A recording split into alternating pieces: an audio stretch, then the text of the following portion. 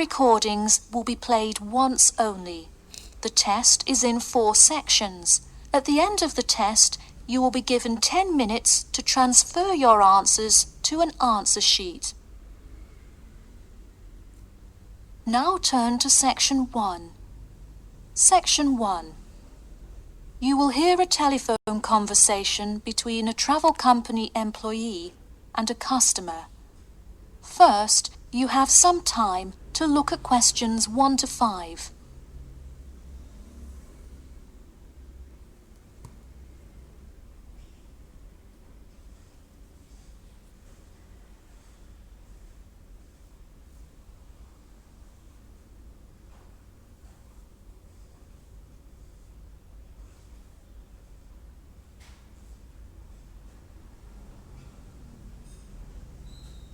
You will see that there is an example which has been done for you.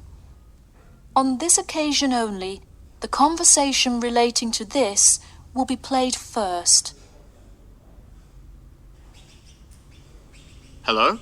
Hi, good morning. This is Talia from Parrot Bay Travel Agency. Is Robert Goddard there? Yes, speaking.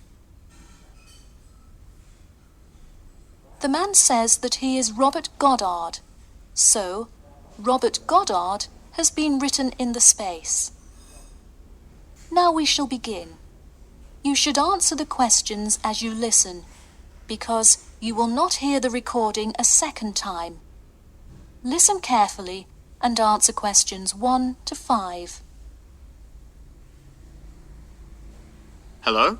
Hi, good morning. This is Talia from Parrot Bay Travel Agency. Is Robert Goddard there? Yes, speaking. I'm so sorry that I made such an early phone call, and I'm calling to ask a few questions about your most recent vacation. Could I have 5 minutes of your time? Sure thing. Great, thanks. Now, I see here that you visited Melbourne. Was this your first visit to Melbourne? No, I have actually been there twice before. I see. Now, what would you say was your favourite part about Melbourne? Well, I did like seeing the exotic wildlife, and there are great sights to see, but I have to say I was most impressed by the amazing weather. Yeah, the weather there is amazing. Which of the sites listed as part of our official tour did you see? And of those, which was your favourite? First I saw the theatre, which was beautifully designed. It was not nearly as cool as the town hall, though. The building is a huge part of Melbourne's history. Definitely my favourite. I saw the aquarium too, but wasn't too impressed. I see. Yes, people often have great reviews of Town Hall. Now, I would like to ask you about your dining experience. Did you enjoy the food there? Absolutely, I loved it. I'm glad to hear it. Could you tell me a little bit about what you most enjoyed about the food? Being such an international city, I loved the variety. I could find any type of food I wanted, whether I wanted seafood, burgers, or anything else. You name it, and they had it. Did you drive to Melbourne? No, I flew. I thought about going by train, but in the interest of time, I decided to go by plane. Right, I see. Before you hear the rest of the conversation, you have some time to look at questions 6 to 10.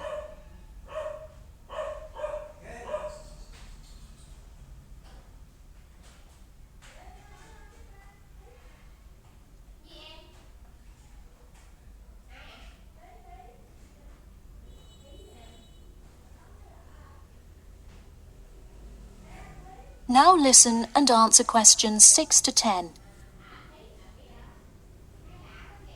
And would you mind telling me whether you are under 20, between the ages of 20 and 40, or older than 40? It would be nice if I was still under 20. My vacation probably would have been quite different. Actually, though, I just turned 41 last week. Oh, happy birthday. So, did you treat yourself and fly first class? No way. I would love to have a budget that high.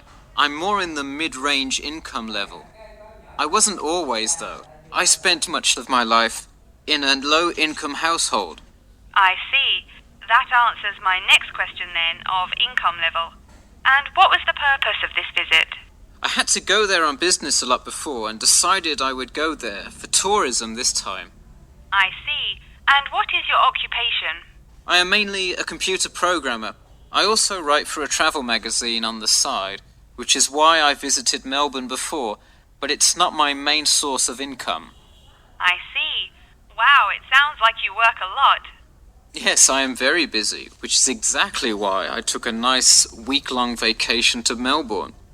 I completely agree. Would you care to comment on your accommodation? My hotel was a good value.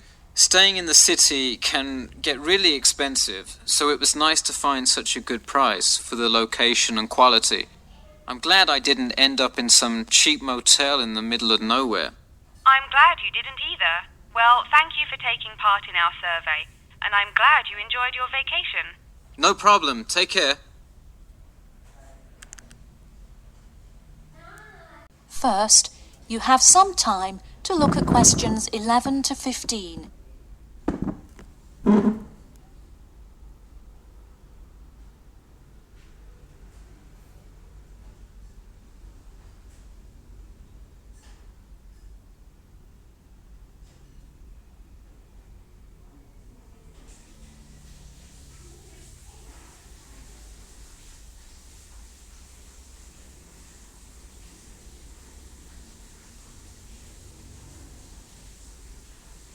Now listen carefully and answer questions 11 to 15. Thank you all for coming to our community meeting. As you know, we're excited to unveil our improvement plan as we look forward to the influx of tourists in the summer months. I'll start with a quick overview of the main points of interest in the area for anyone who may not quite know his or her way around yet, and then I'll get to the improvements made. First off is my favourite, the Science Museum, which is on the corner of St George Road. If you have not visited yet, I encourage you to go before the busy season. It is absolutely spectacular. There is even a flight simulator you can try out. Just west of the Science Museum is the National History Museum. It's a sight not to be missed as well, with each floor devoted to a different era in our nation's history. There are special exhibits for children with interactive games and fun history lessons too. If you're looking for parking, it is available on the intersection of Queen Street and South King Street in the car park. Standard hourly and daily rates do apply. The best place for souvenirs is the shopping mall, though it gets extremely busy during peak times. You can get there from the Tube or the entrance on Timber Road, just south of Cornwell Road. This area has students everywhere, usually from the primary school across the street from the shopping mall. Classes often take field trips and engage in guided tours through the area. So that's the overview of the main sites, and hopefully by now I've given you a general idea of the area. Before you hear the rest of the talk, you have some time to look at questions 16 to 20.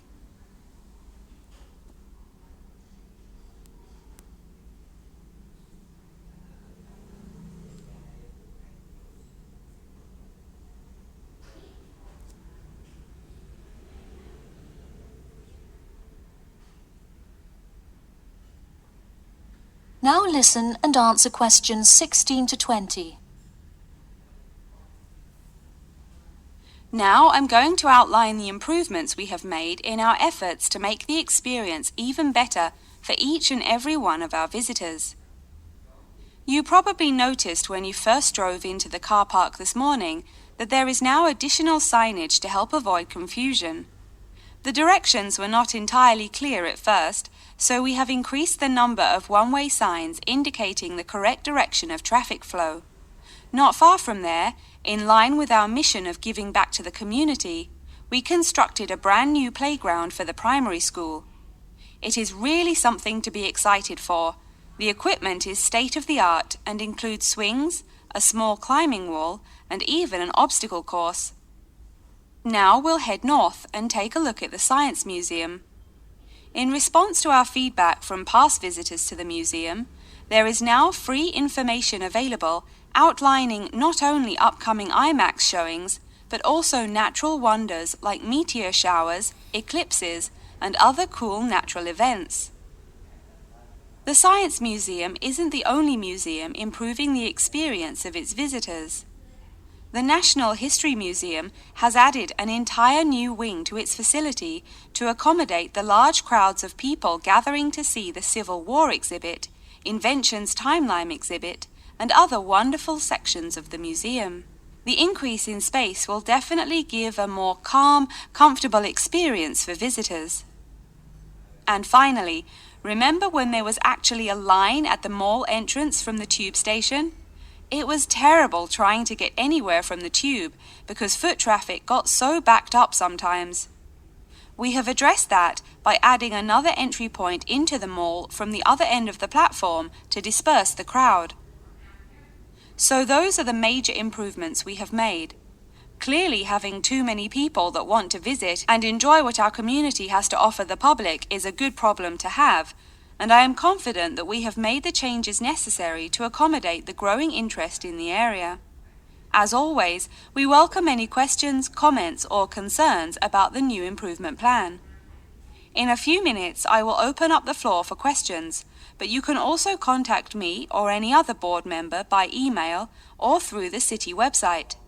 Thank you for coming, and I now encourage you to stay for the questions and answers panel occurring between now and 10:30. Students called Jane and Mark talking to their tutor about the project assignments for their senior thesis. First, you have some time to look at questions 21 to 23.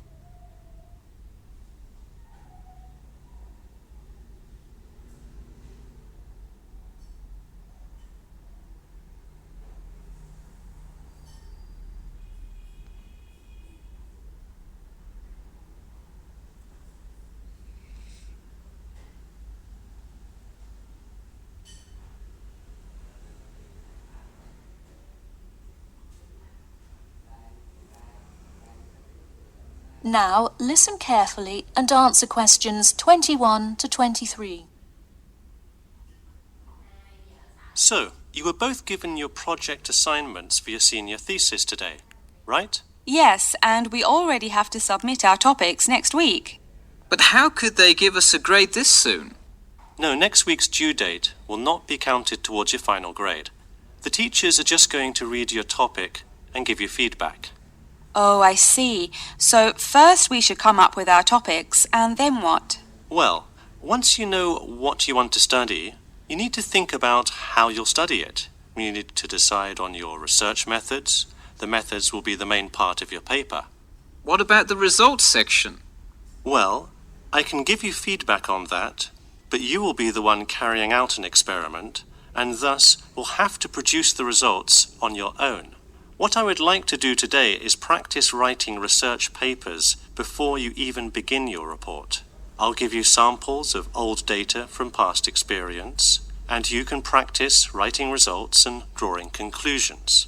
I think that would be really helpful.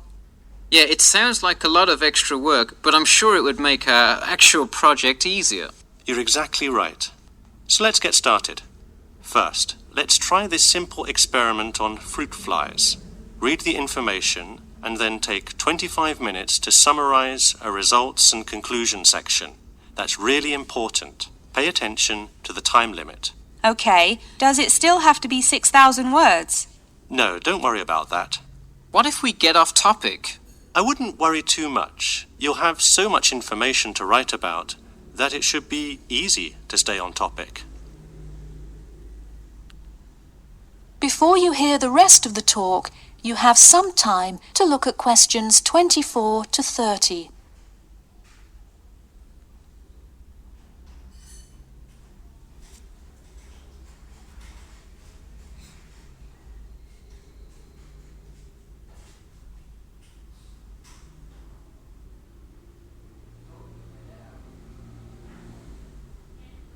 Now listen carefully and answer questions 24 to 30.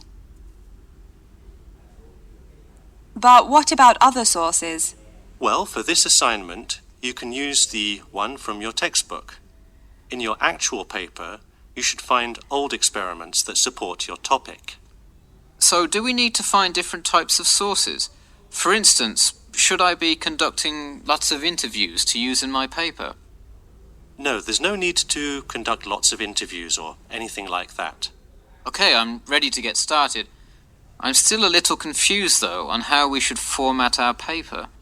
Don't worry about it for now, but on your final paper, make sure to pay attention to the format. It should follow the guidelines exactly. Oh man, I'm starting to understand why they give us all semester to do this. Are there any other small details like that we should know about? Not a whole lot. Make sure you provide 2 copies. One for your teacher, of course, but one for yourself as well. And of course, you know the due date, right? It's April the 11th, right? What? No, it's May 11th, right? Yes. The due date is May 11. Write it down. Oh wow, yeah, I need to note it. Also, I'm having trouble finding information on my topic. What if I can't find enough good sources? It's all right to change your topic. Just make sure to do it before the beginning of April. Oh really? Wow, I'm definitely going to change it then. Just make sure to write a note to your teacher letting him or her know. Okay, so getting back to writing this sample paper, where do we start? Should I just explain the experiment and what happened? Well, you need to start with your hypothesis. What do you think will happen? And then describe your procedure. Then you can write up the results and your conclusions. Oh boy, I don't know if I can handle any more instructions. That is the end of section 3. Consider when creating advertising materials and the effects they can have on your product sales. First, you have some time to look at questions 31 to 40.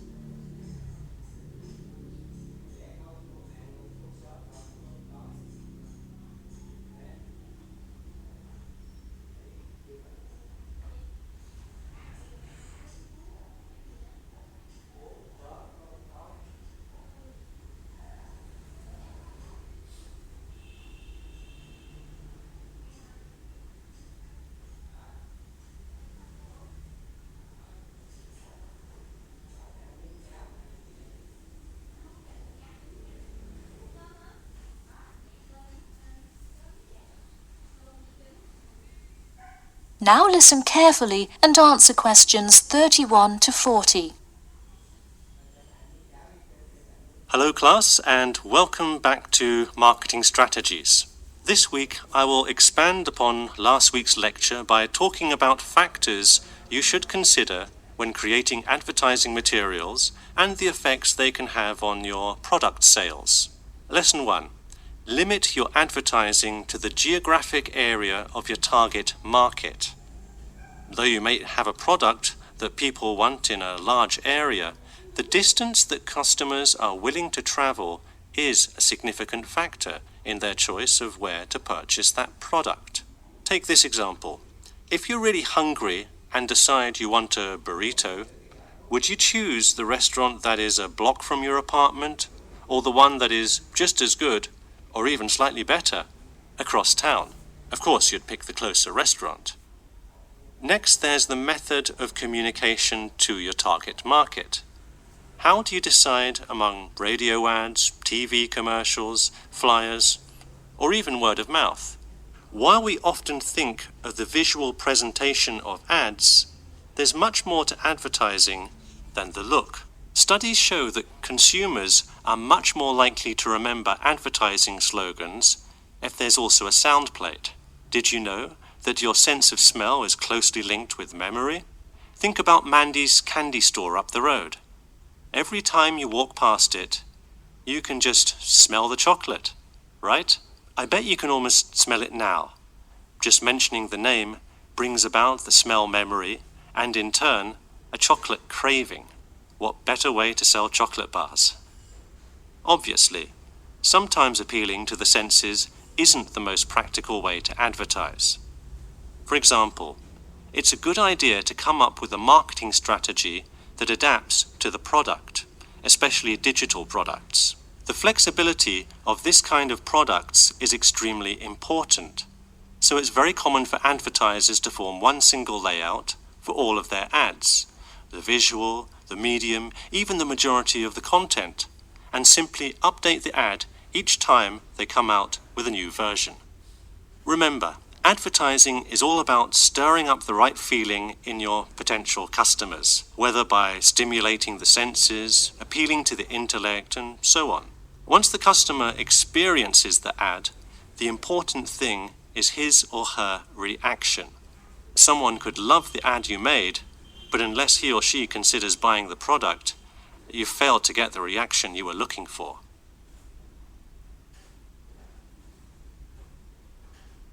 So once you have successfully reached your target customer, and you have his or her business, often you'll want to expand to a larger market. More often than not, the same marketing strategies you used in your small campaign may not work for a larger audience. The larger you scale your product, the more factors you must consider. For instance, Apple operates worldwide, so they must tailor their advertising for each market they enter.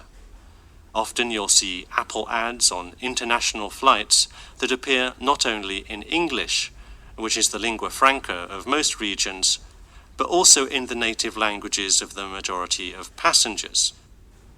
I traveled to Russia last week, and it was really interesting to see the same Nike ad that I've seen 100 times, except this time it was in Russian. Okay, going back to the medium of the advertisement, even after choosing to create print ads instead of radio announcements, television commercials, etc., there is more to consider. If you print your ad in a newspaper, it will be read by a far different audience than if you print your ad in a popular magazine. Would you put an ad for the new Justin Bieber album in a newspaper? Probably not, because that product is most suitable for youths. Let's face it, do you know anyone under the age of 25 that buys a newspaper? No. Now let's try a few strategy exercises. Imagine you're a company that is aiming to improve the environment by making products that reduce human waste. How would you advertise your product? Clearly it would send the wrong message if you put up flyers or other materials that cause lots of waste paper. Consider instead putting commercials on the Health Channel or buying ad space on websites like UNESCO. Or here's another example. What is one great place to advertise suntan lotion? How about a swimming pool? It has the exact group of people that need the product. Alright, one last thing. Let's say you're filming a commercial for a water filter pitcher. What would be good scenery to use for the background? Think about somewhere calm and relaxing with clean, fresh water. Can't you see how much more effective a commercial with the beautiful scenery and flowing rivers of a national park would be than, say, water dripping from a tap? So to wrap things up today, think about the geography of your target market, the type of marketing material you should use, and the most effective way to appeal to the customer in order to make a successful ad campaign. That is all I have for you today. Make sure to read through Chapter 8 for Monday if you have not done so already. Okay, now I'd be happy to answer any questions you may have.